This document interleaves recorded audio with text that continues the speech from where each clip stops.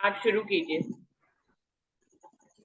बोलो श्री प्राणनाथ प्यारे की जय।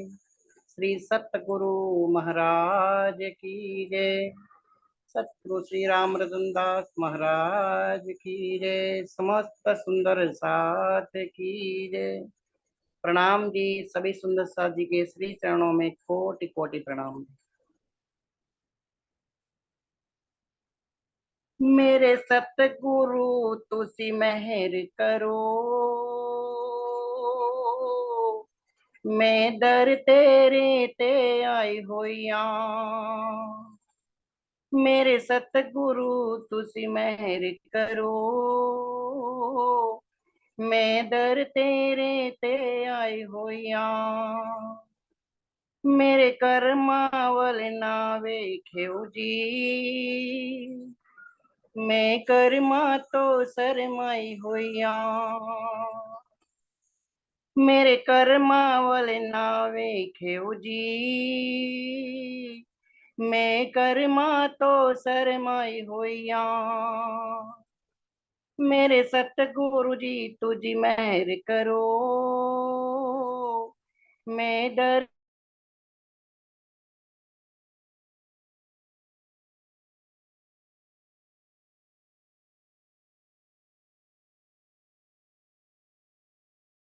हरीश भाई, आवाज चली गई आपकी।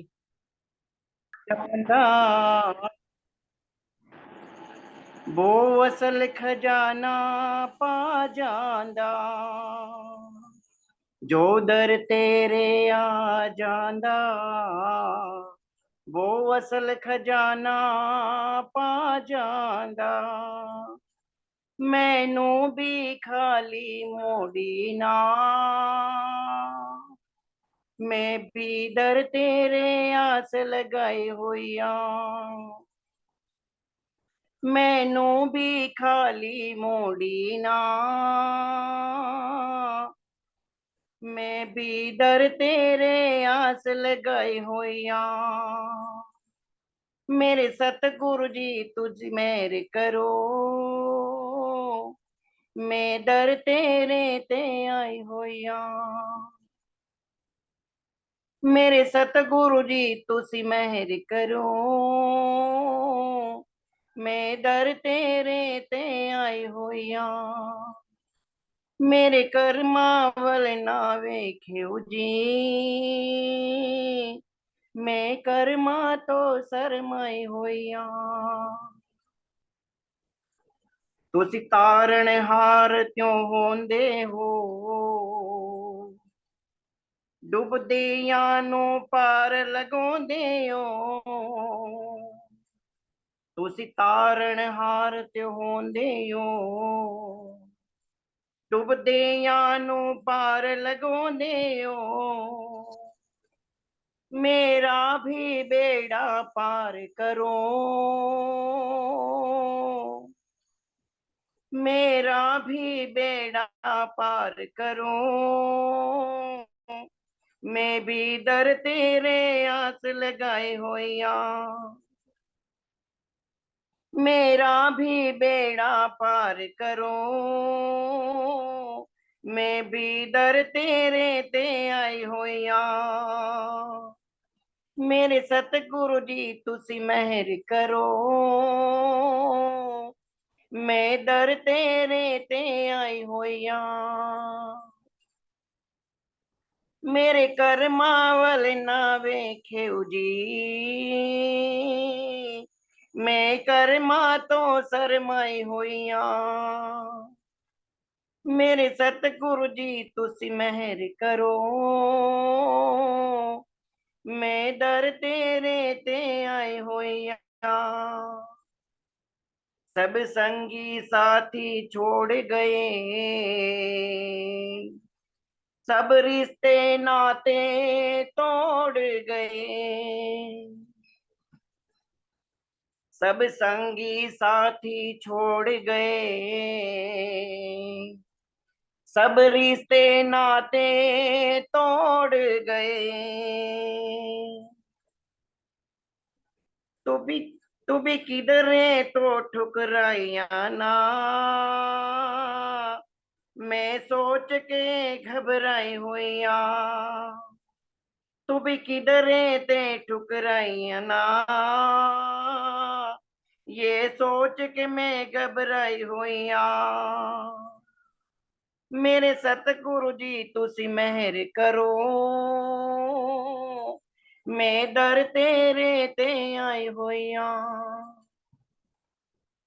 मेरे कर्मा वल ना वेख्यो जी। मैं कर्मा ते शरमाई होइया,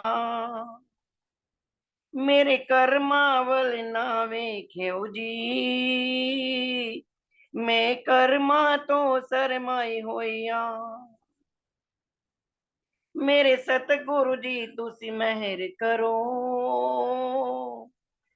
मैं दर तेरे ते आई होइया। प्रणाम जी। बोलो श्री प्राणनाथ प्यारे की जय। श्री सतगुरु महाराज की जय। समस्त सुंदर साथ की जय। प्रणाम जी। सभी सुंदर साथ जी को प्रेम प्रणाम। प्रणाम जी, धन्यवाद हरीश भाई। रंजना आप आ जाओ। प्रणाम जी। प्रणाम सुंदर साथ जी। वंदो प्रणाम जी। श्री गुरु चरण को, करो सप्रेम प्रणाम। अशुभ हरनि मंगल करन, धनि श्री देव चंद्र जी नाम। श्री प्राणीनाथ निज मूलपति, श्री मेराज सुना। तेज कुंवर श्यामा पल पल करूं प्रणाम। पिया जी को पल पल करूं प्रणाम। श्री प्राणनाथ प्यारे की जय। श्री सतगुरु महाराज की जय। श्री राम रतन महाराज की जय। प्रणाम जी। सुंदर साथ जी, लहर दूसरी चल रही थी, पेज नंबर 10 चल रहा था। 10 और 11 का मंथन ही रह गया था, बाकी पीछे का कंप्लीट हो गया था।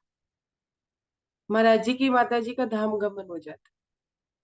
धाम गमन के बाद उनके ताऊ जी का व्यवहार, और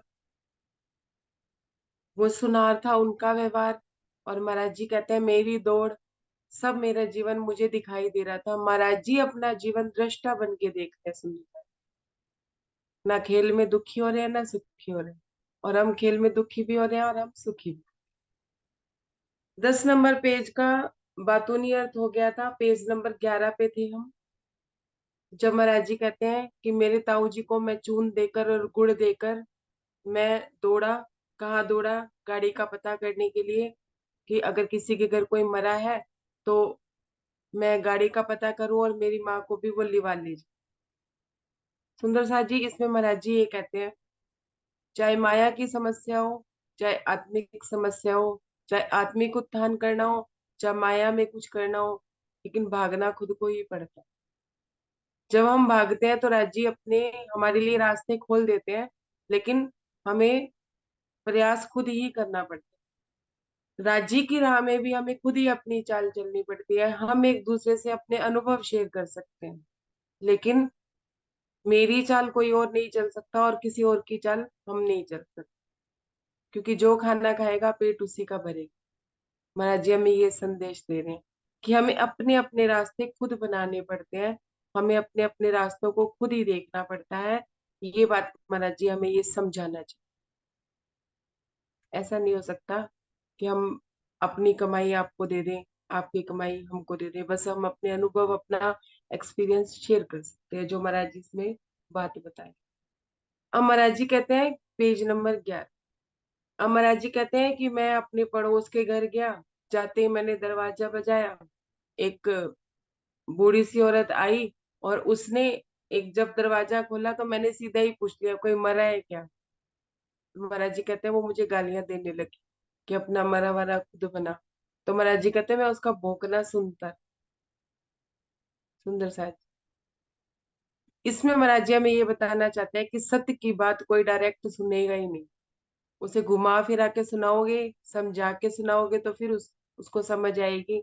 लेकिन अगर हम डायरेक्ट सत्य की बात सुन लेंगे तो हमें गालियां ही पड़ेंगी। और महाराज जी कहते हैं सत्य की राह में चलने के लिए अगर कोई आपको अपशब्द भी बोलता है तो आप उसे भोंकना ही मानिए। जब हम किसी की बात को नहीं सुनते, अपने कानों तक ले जाके कानों से ही लौटा देते हैं, तो वो भोंकना ही। कोई कितना भी बोलता रहे, लेकिन हमें अपने सत्य की बात करनी है। महाराज जी ने उस बात को अपने हृदय में नहीं लिया। पहली बार जिस औरत का दरवाजा बजाया वो भौंकने लगी, तो महाराज जी कहते हैं मैंने हृदय में नहीं लिया, लेकिन मैं दूसरे दरवाजे पे गया तो मैंने सेम ही बात बोल दी। तो वो भी बड़बड़ाने लगी बुढ़िया, कि वो भी बड़बड़ाने लगी, पूरा सा उसने मुंह बना लिया और दरवाजा मेरे मुंह पे पटक दे मारा। तो महाराज जी कहते हैं मुझे ऐसा लग रहा है कि मुझे इतना भी सच नहीं बोलना चाहिए, डायरेक्ट नहीं पूछना चाहिए, मुझे पहले ताका झाकी करनी चाहिए हृदय में।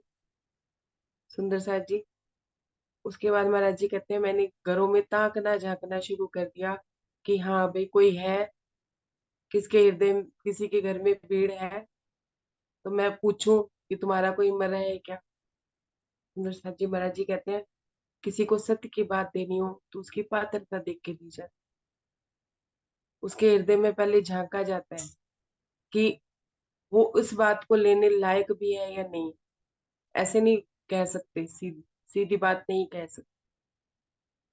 सुंदर साथ जी, ये इस तरह की बात महाराज जी हमें कह रहे हैं।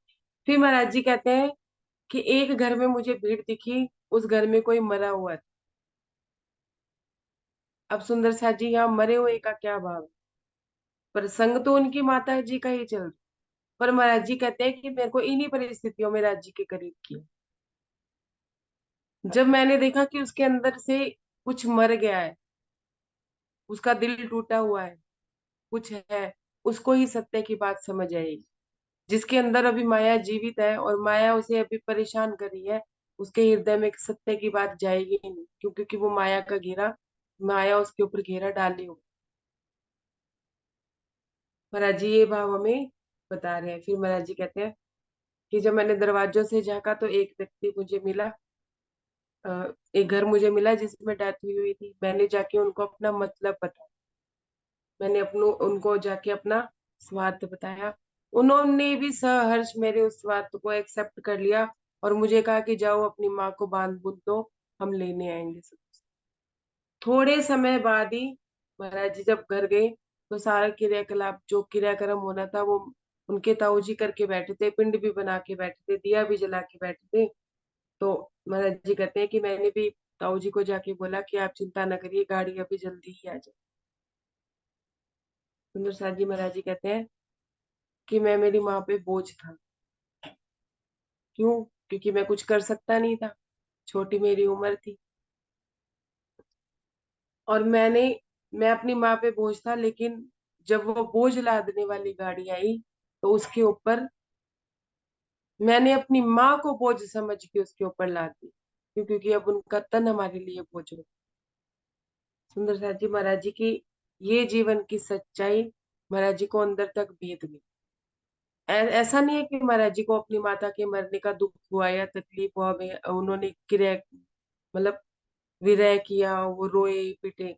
महाराज जी कहते हैं कि हमें कोई सहारा तो दिख ही नहीं रहा था, लेकिन इस दुनिया में आए थे तो कोई ना कोई सहारा तो परमात्मा भी हमारे लिए बनाता। ताऊ जी अच्छा व्यवहार करते नहीं थे, पिताजी भी चले गए थे, माता जी भी चली गई थी, तो महाराज जी कहते हैं कि हमारा सच्चा सहारा कौन है। तो महाराज जी कहते हैं कि हम दोनों भाई शेष रह गए थे। कहने को तो हम दोनों ही एक दूसरे के सहारा थे, लेकिन भाई मेरा भी बहुत छोटा था। तो महाराज जी का कहते हैं सभी सहारे तोड़ के किए काल ने अंत, एक सहारा शेष था चले हम उसी के पंथ। महाराज जी कहते हैं कि सारे सहारे काल ने तोड़ दिए, काल की मौत ने तोड़ दिए। माता जी भी चली गई और पिताजी भी चले गए, अब एक ही सहारा शेष रह गया था, हम उसी रास्ते पे चले। सुंदर साथ जी, वो सहारा कौन सा था? परमात्मा का परमात्मा की राह पे चल, और कोई सहारा उन्हें नजर ही नहीं आया। और हम लोगों में जो त्रुटि है, मैं अपनी बात कर रही हूँ सुंदर साथ जी, आप सब लोग तो बहुत अच्छे हैं, कि हम लोग अगर एक सहारा हमारे जीवन से टूट जाता है ना, तो हम 10 सहारे और खड़े कर लेते हैं, ये भी मेरा सहारा है, ये भी मेरा सहारा है, ये भी मेरा सहारा है। जिस वजह से हमारी नजर राज्य पे जाती नहीं। और राज्य भी क्या करते हैं, जिन जो रूह अंगना होती है, जो राज्य की रूह होती है, वो भी सारे सहारे उससे तुड़वा दिए जाते हैं, हमारा राज्य तुड़वा देते हैं। कर लीजिए, किसी से भी उम्मीद, किसी सुंदर साथ से भी आप उम्मीद करेंगे, जब तक धनी नहीं चाहेंगे तब तक वो रूह भी आपकी कोई सहायता नहीं कर सकती, चाहे वो सुंदर साथ ही क्यों ना हो। तो राजी ये कहते हैं कि एक सहारा तेरा प्रीतम, और सहारा कोई नहीं, तुम ही हो महबूब हमारे, और हमारा कोई नहीं। जितने भी रास्ते हो, राजी भी कहते हैं कि जाओ, कराओ रिश्तेदारों से बात, जाओ फैलाओ। जब आके थक हार के मेरे आगे आओगे तो मैं तो करूंगा ही करूंगा, क्यों? क्योंकि तुम मेरी रूह अंगना है, मैंने तो तुम्हारे लाड पालने ही पालने। तो महाराज जी इसमें ये भाव जताते हैं कि उन्हें इतनी छोटी सी आयु में पता चल गया कि राज्य के अलावा उनका कोई सहारा नहीं, और हमें इतनी बड़ी लाइफ में भी ये नहीं पता चला कि हमारा उनके अलावा कोई सहारा। ये जो मेन मेन पॉइंट थे महाराज जी, अब इसी को ही आगे बताते चले जाएंगे कि कैसे उन्होंने परमात्मा का सहारा लिया और कैसे वो आगे बढ़े। लहर तीसरी, पेज नंबर 12। दुख से दुख से पीयूसी मिलसी, सुखे न मिलया कोय, अपने धनी का मिलना तो दुख से ही हो। सुंदर साथ जी महाराज जी क्या कह रहे हैं कि दुख से पीयूसी मिलसी। महाराज जी ने चौपाइयां डाली हैं वाणी की, कि अब तो वो वाणी को अच्छे से जानते हैं। वाणी उनकी, उन्हीं की है, उन्हीं की ही लिखी हुई है, प्राणनाथ जी के रूप में ही वही लिख के गए। और दादा गुरु महाराज, स्वामी प्राणनाथ जी उन्हें दादा गुरु महाराज के रूप में मिले और उनका एकाकार हुआ। महाराज जी खुद ही स्वामी प्राणनाथ जी बन गए। तो महाराज जी कहते हैं कि किन परिस्थितियों में राज जी मिलते हैं? जब हम दुख की परिस्थितियों में। अब दुख की परिस्थितियां सुंदर साथ जी कैसी होती हैं? दुख की परिस्थितियां ऐसे नहीं कि हाँ भाई हमने वाणी पढ़ी और हमने दुख ले लिया, राज्य हमें मिल नहीं रहे, और राज्य का मिलना क्या है सुंदर साथ जी? राज्य में डूब जाना ही राज्य का मिलना। लेकिन यहाँ जो महाराज जी बात कर रहे हैं वो बात कर रहे हैं माया की। महाराज जी कहते हैं कि जब दुख होता है ना, जीवन में दुख होती है, तकलीफ होती है, तभी हमें राज्य की ध्यान आती है। और अगर हमारे जीवन में सब कुछ सहज भाव से, सरलता से सब कुछ चलता रहे ना, तो हम परमात्मा को याद भी नहीं करते। हम सोचते हैं उसने सब कुछ दिया हुआ है, हमें कुछ जरूरत नहीं है कुछ करने की। तो महाराज जी कहते हैं कि दुख में पिया जी मिलते हैं, सुख में नहीं मिलते। जब सुख होता है तो हम उस सुख को भोगने में लग जाते हैं, जिससे कि हम उनका ध्यान नहीं करते। अपने धनी का मिलना तो दुख से ही हुए। महाराज जी कहते हैं कि अपने धनी का मिलना तो दुखों से ही होता है। इसलिए सुंदर साथ जी, दुख से घबराना नहीं कि ये दुख है वो दुख है। महाराज जी अपने दुखों का भी वर्णन आगे करेंगे कि मेरे साथ भी ऐसा ही हुआ था। आप अगर रुअगनाओं के साथ ऐसा हो रहा है तो घबराने की जरूरत नहीं। दुख बड़ो पदारथ, जो कोई जाने ए, काते सुख को छोड़ के दुख ले सके तो ले। सुंदर साथ जी एक कोई भी एक प्रसंग से आपको बात समझाते हैं कि अचानक से कोई दुख हमारे जीवन में आता है कि सब कुछ ठीक चल रहा है और हम अपने अहंकार भाव में भी चल रहे हैं कि हाँ मेरे पास सब कुछ है, सारे मेरे अपने हैं, मेरे पास नौकरी भी है, घर भी है, परिवार भी है, और हम हमारी मान प्रतिष्ठा भी बहुत है, हमें तो सब प्यार करते हैं, सब मिलते हैं। जब हम में ये अहंकार भाव आ जाता है ना, तो राजी एक बार के लिए जो हमारी सबसे प्रिय चीज होती है या हमारी पद प्रतिष्ठा होती है, वो हमसे एक बार के लिए छीन लेते हैं। क्यों? क्योंकि लोग सम्मान किसका करते हैं? पद का, प्रतिष्ठा का, ना कि व्यक्ति का। जब वो पद प्रतिष्ठा या कोई भी उनकी सबसे ज्यादा प्रिय चीज होती है, वो एक बार के लिए महाराज जी जरूर छीनते हैं। क्यों? इसलिए छीनते हैं कि उसको पता चले कि तेरे पास नौकरी नहीं है तो अब तुझे पूछने वाला भी कोई नहीं, या तेरे पास ये चीज नहीं है तो अब तुझे पूछने वाला भी कोई नहीं है, धन संपत्ति नहीं है तो तुझे पूछने वाला भी कोई नहीं। क्यों सुंदर साथ जी? माया की जड़ जो क्या है? धन संपत्ति, मान सम्मान, ये सब माया की जड़। और राज्य की जड़ें क्या है? आनंद, प्रेम, इश्क, परम धाम, ये सब धनी से जोड़ती है। तो हम माया में जब ज्यादा व्यस्त हो जाते हैं, तो राज्य हमारी प्रिय चीज लेते हैं, जो उस समय जो दुख लगता है ना रूह को, क्योंकि वो उससे इतनी जुड़ चुकी होती है कि वो उसको एक क्षण के लिए भी नहीं छोड़ सकती है, चाहे वो कोई भी चीज हो, चाहे अपनी प्रतिष्ठा हो, चाहे कुछ भी हो सकता है सुंदर साथ जी को, व्यक्ति भी, स्थान भी, और वस्तु भी, कुछ भी हो सकता है। ध्रुव को दुख लगता है ना हृदय में, जो टीस लगती है और माया उसे निरर्थक लगनी शुरू हो जाती है, उसके बाद जो वो धनी से जुड़ती है ना, तो महाराज जी कहते हैं कि दुख बड़ो पदार्थ है।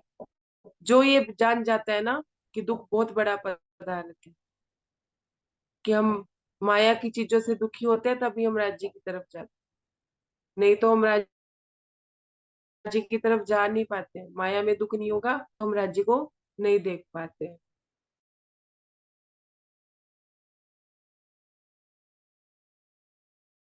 तो नहीं समझती है, वो दिन रात दुख लेती है कि नहीं मुझे दुखी रहना है, किसमें, धनी में, धनी के प्रेम के लिए दुखी रहना, ना कि माया की चीजों के लिए दुखी रहना। सुंदर सा जी एक पॉइंट और है जो महाराज जी हमें बताना चाहते हैं, कि हम जब राज्य का विरह कर रहे होते हैं, राज्य से प्रेम कर रहे होते हैं, और उस समय भी कहीं ना कहीं हमें माया को कोई दुख होता है तो हम राज्य के लिए रो लेते हैं। माया में सुख होता है तो राज्य के साथ नाच लेते हैं। राज्य में ये समझाना चाहते हैं कि जब तुम्हें मेरे लिए विरह आता है तो एक बार के लिए गौर करके देखिए कि माया में तो कोई दुख नहीं है जिसके लिए तुम रो रहे हो, और जाने अनजाने सूक्ष्म रूप से हमें कहीं ना कहीं माया का दुख ही लग रहा होता है, तो राज्य के लिए हमारी आंखों में आंसू आते हैं। हो सकता है सुंदर साथी हमारी परिस्थिति अब ऐसी ना हो, लेकिन शुरू में तो ये यही परिस्थिति होती है, शुरू में तो यही सब होता है, कि दुख में, माया के दुख में दुखी है तो हम दुखी हैं, माया के सुख में सुखी है तो सुखी है। माया के दुख सुख ही हमें अ, विचलित करते हैं, ना कि राज्य का दुख हमें विचलित करता है, ना कि राज्य के लिए हम सच्चे भाव से विरह कर रहे होते हैं। ये महाराज जी एक पॉइंट हमें बताते हैं कि जब तुम्हारी आंखों में आंसू हो तो सूक्ष्म रूप से भी देखिए कि वो आंसू माया के लिए है या मेरे लिए। ये बात महाराज जी राज्य में जताना चाहिए। अब क्या कहते हैं, रात दिन दुख लीजिए, खाते पीते दुख, उठते बैठे दुख चाहिए, क्यों पीयूसी होइए सन। महाराज जी क्या कहते हैं कि रात दिन दुख लीजिए सुंदर साथ जी। अगर माया के भी दुखों की वजह से अगर आप राज्य से जुड़ रहे हैं, शुरुआती दौर की बात हो रही है सुंदर साथ जी, तो माया में भी दुख लीजिए। माया में भी कोई प्रताड़ना देख के जा रहा है जिससे भी आप दुखी हो रही हो तो रोगे की बात। लेकिन राजी कहते हैं कि एक बच्चा होगा, अगर उससे कोई परेशानी होगी तो वो अपने माँ बाप के आगे आके ही तो रोएगा, वो पड़ोसन के पास जाके थोड़ी ना रोए। तो महाराज जी कहते हैं अगर माया में भी तुम्हें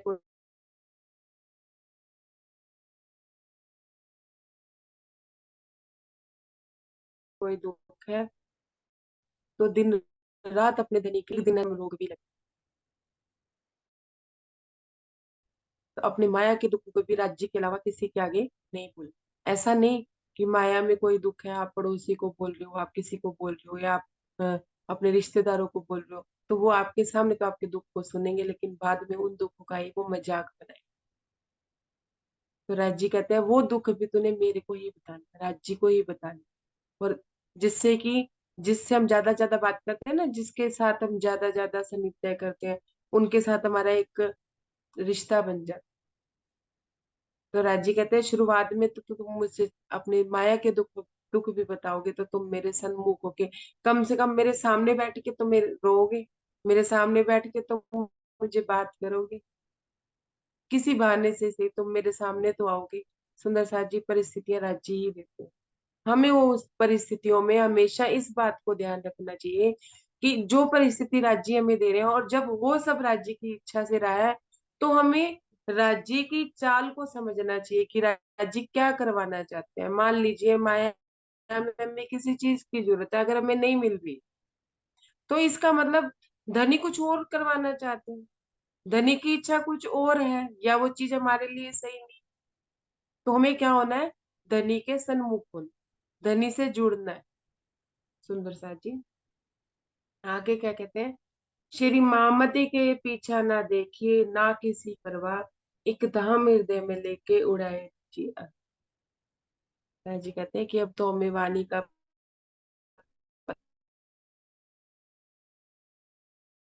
पता है, सब कुछ पता है, होने दो जो भी हो, लेकिन इस माया को उड़ा देना चाहिए। अरवा, इस माया की अरवा को उड़ा देना चाहिए। माया कितना भी पनहार करती रहे, हमें फर्क नहीं पड़ना चाहिए, क्योंकि हम परम धाम के हैं, हम यहाँ के हैं ही नहीं, और हमें यहाँ रहना भी कितना टाइम। तो सुंदर सा जी आगे महाराज जी क्या कहते हैं, सुनिए। एक राह उन्होंने पकड़ी, एक परमात्मा की राह। महाराज जी उसी समय पे वापस अपनी बीतक का वर्णन करें, क्या कहते हैं। वही राह रखवाला अपना, वही खवैया नैया का, दिया सहारा उसी ने जब उठा सहारा मैया। किसकी बात कर रहे हैं महाराज जी? उस परमात्मा की बात कर रहे हैं कि वही रखवाला रहा, और वही उसी ने मेरी नैया संभाली, मेरी नैया का मुझे सहारा दिया, उसी ने ही मुझे संभाला जब मेरी माँ का सहारा मेरे सर से उतर गया। सुंदर सा जी आज हमें अपने आप में देखना है कि हम किसको किसको अपना सहारा बनाते हैं। बड़ा भयंकर समय एकदम अपने सर पर आ टूटा, भाग्य ने न जाने कैसा था बचपन ही में फूटा। जी कहते हैं कि बड़ा भयंकर समय आया हमारे ऊपर, हमारे सर पे आ टूटा जब हमारी माता जी चली गई। पता नहीं भाग्य में क्या था, पता नहीं हमारे प्रारब्ध में क्या था, पिछले जन्म का कौन सा कर्म था कि हमारा बचपन, हमें बचपन लगा ही नहीं, बचपन ही हमारा फूटा हमें नजर आया। छूट गया पढ़ना लिखना सब बने गंवारिए, गांव गांव के पेट भरा इस ढंग से अपना ढोर चुगा हम सायोगे। महाराज जी कहते हैं कि हमारा पढ़ना लिखना तो छूट गया। जब पिताजी चले गए थे तब भी कई स्कूल कई नहीं जाते थे, पाठशाला में वहीं पे एक स्कूल था, छोटी सी पाठशाला थी, उसमें पढ़ा करते थे। तो महाराज जी कहते हैं कि पढ़ना लिखना भी छूट गया और हम गंवरिये बन, कि हम गायें चराने लगे। किसकी? पड़ोसियों की, मतलब आसपास गांव में जो आसपास लोग थे उनकी गायें वो चराने लगे। पेट भरा इस ढंग से अपना ढोर चुगा कर सायों के। महाराज जी कहते हैं इस तरह से गाय गायों को चराकर जो थोड़ा बहुत हमें दे दिया करते थे हमारे पड़ोसी, या जो धान या जो भी दे देते थे, उसी से ही हमारा पेट भरता था, उनसे ही हमारा घर चलता था। कभी पेट भर कभी एक दो, किसी वक्त की टाल रही, इसी तरह खाने पीने की ओनी पोनी चाल दी। महाराज जी कहते हैं कभी तो पेट भर मिल जाता, कभी पेट भर भी नहीं मिलता, कभी एक मिलता, कभी दो रोटी मिल जाती तो वक्त टल जाता, और नहीं मिलती तो ओनी पोनी इसी तरह से हमारे खाने पीने का गुजारा चलता। हम ये कहते हुए शुरू से लोगों से शर्माते थे, हम भी भूखे हैं, इस प्रकार के शब्द कभी मुंह नहीं आते। महाराज जी कहते हैं कि शुरू से ही, बचपन से ही कभी किसी से नहीं कहा क्या कि हम भूखे हैं। महाराज जी कहते हैं मुझे ये कहते हुए भी शर्म आती थी कि मैं भूखा हूँ। क्यों? क्योंकि मैंने अपनी नई मेरी नैया का जो खवैया था वो मेरा परमात्मा था। अगर मैं उनसे ऐसा कहता कि हाँ भाई मेरे पास खाने के लिए कुछ नहीं है, तो मुझे ऐसा लगता था कि मेरे परमात्मा को दोष है, वो मुझे देना नहीं चाहता। सुंदर साथ जी आज हमारे राज्य हमारे जीवन में है, हमें वाणी से भी पता है, हम चितवन से भी जानते हैं, हम चर्चनी से भी जानते हैं कि राज्य हमारे जीवन में है, लेकिन फिर भी हम कभी किसी से कह देते हैं हमारे पास ये नहीं है, हमारे पास वो नहीं है। कभी भी कह देते हैं हमें ये दिक्कत ये तकलीफ है। तो सुंदर साथ जी हम उन लोगों से नहीं कह रहे होते जिनको भी हम कहते हैं कि हमारे पास ये नहीं, ये सारा भार किस पे जाता है? राज्य पे जाता है। राज्य कहते हैं हाँ मैं नहीं कोई कमी कर, इसलिए तो इसके पास ये नहीं है वो नहीं है, मैं नहीं देना चाहता। तो महाराज जी कहते हैं मुझे बड़ी शर्म आती थी, मैंने कभी किसी से नहीं कहा कि हाँ मेरे पास ये नहीं है या वो नहीं है, हमारे पास रोटी है या नहीं है, लेकिन मेरे मुंह से कभी शब्द नहीं निकलते थे, क्योंकि मुझे ऐसा लगता था कि जो मेरी नैया का खरीदा वो परमात्मा है, उसके ऊपर सारा दोष जाता है। अगर वो हमें नहीं नवाज रहा है तो कोई वजह होगी, वो हमारे वजूद को बना रहा, कोई बात होगी। ऐसी बात महाराज जी कहते हैं। फिरे न घर घर कभी झांकते, कभी न फैला आगे हाथ, कभी न छुआ माल किसी का, नहीं बिगाड़ी महाराज जी क्या कहते हैं, कि घर घर हमने कभी भी नहीं झांका, खाने के लिए घर घर झांका कभी भी नहीं, कभी किसी के चूल्हे पे नजर भी नहीं करी। सुंदर साथ जी 3 परिवार एक साथ रह रहे थे, उनके ताऊ जी, चा, चाचा जी और महाराज जी का परिवार तो 2 ही जने रह रहे थे। तो कभी जाते तो अपनी ताऊ जी से भी, ताई जी से भी कुछ मांग सकते थे, अपनी चाची जी से भी कुछ मांग सकते थे। तो महाराज जी कहते नहीं, मैंने कभी कुछ नहीं, कभी झांका भी नहीं कि उनके घर में हलवा बन रहा है, पूरी बन रही है या कुछ भी बन, कभी झांका भी नहीं। कभी ना कभी जाके उनके घर से कोई चीज ऐसे खाने पीने की मांगी, ना कभी ली कि उन्होंने कहीं रख दी हो तो हमने ले ली। महाराज जी कहते नहीं, मैंने अपनी बात कभी नहीं बिगाड़ी, क्योंकि मुझे उस परमात्मा पे भरोसा था। मैंने कभी अपनी बात नहीं बिगाड़ी कि मेरा परमात्मा मुझे ये कह दे कि तुमने मेरी रजा के बिना कुछ खाया है, मेरी रजा के बिना कुछ। सुंदर साथ जी, रास्ता क्या है? इश्क का। राज्य को प्रेम था अपने परमात्मा से, अपने धनी से। और दूसरा रास्ता क्या है? ईमान का, पक्का ईमान, कि अगर वो नहीं दे रहा है तो उसकी रजा है, वो मुझे बना रहा है, वो मेरी वजूद को बनाना चाहता है अगर वो मुझे नहीं दे। तो रास्ता क्या है? इश्क और ईमान का। अब हम देखेंगे आगे कि महाराज जी कैसे धनी से इश्क करते हैं और ईमान उनका कितना पक्का है कि कितनी भी विकट परिस्थितियां हो, लेकिन महाराज जी नहीं कभी किसी के आगे हाथ, कभी किसी के आगे उन्होंने नहीं कहा कि मुझे ये चाहिए या वो चाहिए, कुछ भी नहीं। Page number 13।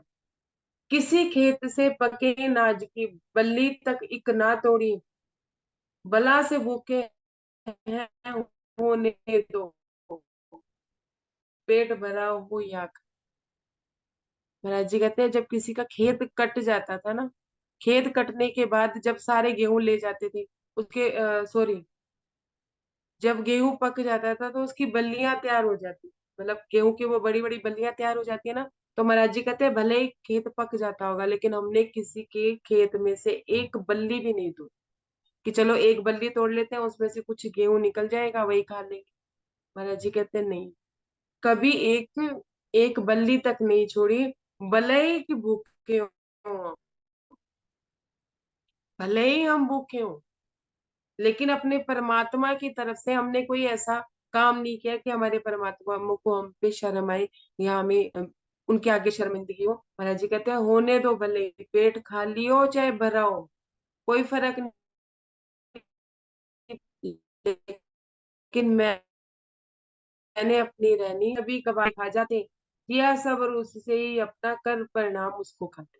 महाराज जी कहते हैं कि कभी कभार कोई बालक समझ के हम पे कोई दया दिखा जाता, हमें कुछ दे जाता अपनी रजा से, तो हम उसे खा लिया करते थे और सब्र कर लिया करते थे कि चलो जो उन्होंने दे दिया वो परमात्मा का शुक्र है, और अपने परमात्मा को प्रणाम करके हम उसे स्वीकार कर लिया करते और उसे खा लिया। और हमारी शिकायतें देखो, लंबी लंबी लाइनें हैं, सब कुछ होते सोते कितनी शिकायतें, राजी ये नहीं, राजी वो नहीं, राजी मेरे घर पानी नहीं आता, राजी मेरे घर एसी नहीं, मेरे घर अ, कूलर नहीं, मेरे घर फ्रिज नहीं है। जी कहते हैं फरमाइशें देखिए, हम अपनी फरमाइशें देखें, कुछ और नहीं तो अरे छोटी नौकरी है, बड़ी नौकरी नहीं, उससे इतनी इनकम नहीं। अब यूं नहीं पता कि बड़ी नौकरी में बड़ा कष्ट भी तो झेलना पड़े कि राज्य के लिए समय मिलेगा। सुंदर सा जी ये सब हमारी चाल है। देखिए हम कहाँ कहाँ राज्य को राज्य के सामने जाएंगे फिर क्या कहेंगे, आख्या क्यों उठाऊंगी, मुझे मारेगी बड़ी शर्म, कि मुझे कितनी शर्म आएगी जब आप मुझे सब कुछ दे रहे थे उसके बाद भी मैं रो रही थी कि मुझे ये नहीं मिला, मुझे वो नहीं मिला, मेरे बच्चे मेरी नहीं सुनते, मेरा पति मेरी नहीं सुनता। अरे क्यों सुनानी है किसी को, क्यों ज्यादा टेंशन लेनी। हमें करना है सुंदर सा जी, मरना नहीं है, हमें सेवा करनी है, पर मरना नहीं है कि हमारे अंदर से राज्य मर जाए, हमारे राज्य के प्रति भाव ही मर जाए। ऐसा नहीं कर, ना किसी के अंदर ज्यादा घुसना है, अपनी अपनी चाल चलती रहे।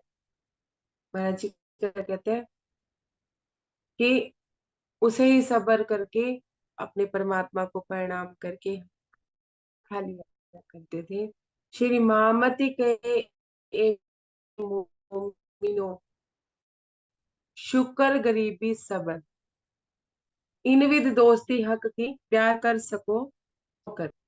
महाराज जी क्या कहते हैं कि ये जो मोमिनो भी और सब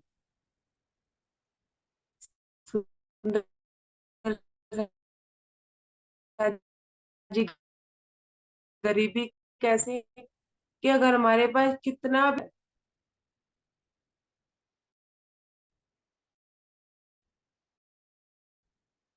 हमें दुनिया की धन संपत्ति, मान सम्मान, प्रतिष्ठा कुछ भी मिल जाए, और अगर हमें धनी ना मिले तो हम फिर गरीब के गरीब ही है। सुंदर सा क्या करेंगे उस मान प्रतिष्ठा का, उस मान सम्मान का क्या करें, क्या करेंगे उस धन संपत्ति का। 2 माले की बिल्डिंग अगर धनी ही हमें ना मिले, तो हमें अपने हृदय में गरीबी किस चीज की लेनी है कि आप नहीं मिले अभी तक। दुनिया मिली लेकिन आप नहीं मिले। एक तू ना मिला, सारी दुनिया मिली तो क्या। राजी कहते हैं कि एक वही ना मिला और सारी दुनिया तुझे मिल गई, उसका फायदा क्या है। जन्म पे जन्म खराब हो। सुंदर साथ जी शुक्र। राजी कहते हैं कि शिकायतों वाली लाइन तो वैसे ही बहुत लंबी होती है, शुक्र वाली लाइन बड़ी छोटी होती है। हम शुक्र करते हैं ना धनी का, तो वो लाइन कम कम होती है, छोटी होती है, क्योंकि ज्यादातर सुंदर साथ के पास शिकायतें होती हैं। हाय मेरा ये नहीं हुआ, हाय मेरे बेटे की नौकरी नहीं लगी, हाय मेरे बेटे की शादी नहीं हुई, ये नहीं हुआ वो नहीं हुआ, ये हाय हाय खा जा। और राज जी कहते हैं मैं सबकी मन की बात जानता हूँ, मन की जाने चित की जानी चोरी, उस साहेब से क्या छिपा जिसके हाथ में डोरी। अगर वो मुंह से ही मेरा शुक्रिया अदा कर दिया और हृदय में उसकी माया है, तो मुझे वो भी पता चल। सुंदर सा जी, तो दिल से शुक्रिया, धनी का दिल से शुक्रिया कि आपने जितना नवाजा तो उसने उतने के लायक हम थे नहीं, जितना आपने नवाजा। माया में भी और अध्यात्म में नहीं मिल सकता, तो उन्होंने हमें क्या दिया, परम धाम दिया। अब खुद अपने चरणों को हमारे